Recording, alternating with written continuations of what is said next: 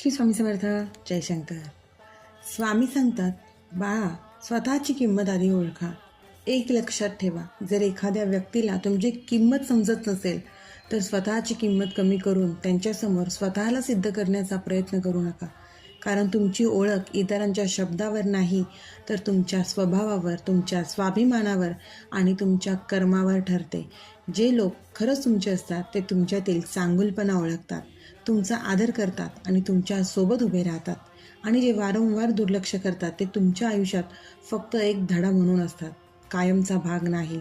म्हणून कधीच कोणासाठी स्वतःला बदलू नका. स्वतःची ओळख जपा, स्वतःवर विश्वास ठेवा. कारण शेवटी जग त्यांनाच मान देतं जे स्वतःची किंमत ओळखतात आणि स्वतःचा मान जपतात. त्यामुळे स्वतःची किंमत आधी कर आणि मग इतरांकडे लक्ष दे. श्री स्वामी समर्थ. अशक्य ही शक्य करतील स्वामी.